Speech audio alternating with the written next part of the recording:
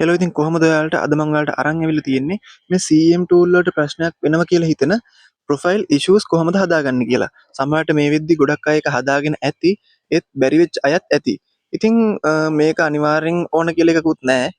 මොකද issues තියෙද්දි CM tool on වෙච්ච profiles ඕන තරම් මම දැකලා තියෙනවා. ඉතින් මේ තියෙන මගේ profile එක අපි බලමු මම කොහොමද මේ issues ටික හදාගත්තේ කියලා.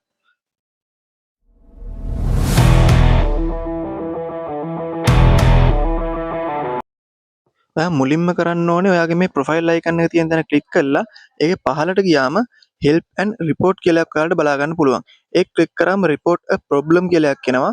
ඊට පස්සේ ඒක ක්ලික් කරගන්න ඕනේ. ඒක කන්ටිනියු කරගත්තට පස්සේ ඔයාට මෙන්න මේ විදිහේ මොඩාල් එකක් ඕපන් වෙනවා. ඒකෙදී ඔයාට මෙතන තියෙන include කියන බටන් එක ක්ලික් කරගන්න ඕනේ. ඒක ක්ලික් කරාට පස්සේ ඔයාට ඔයාගේ මොකක් සම්බන්ධවද මේ issue එක දාන්න ඕනේ කියලා සිලෙක්ට් කරගන්න පුළුවන්. ඒකට ඉතින් ඔයාගේ ප්‍රොෆයිල් කියන එක සිලෙක්ට් කරගෙන ඊට පස්සේ මෙන්න මේ විදිහේ UI එකක් ඕපන් වෙනවා. මෙතන ඔයා කරන්න ඕනේ ඔයාට තියෙන ප්‍රශ්නේ මෙතන ටයිප් කරලා ඊට පස්සේ ඒකට අදාළ ඔයාගේ ඉමේජ් එකක් හරි ස්ක්‍රීන් රෙකෝඩ් එකක් හරි ඇටච් කරලා ඔයාගේ ප්‍රොෆයිල් ලින්ක් එක මෙතෙන්ට දෙන්න ඕනේ.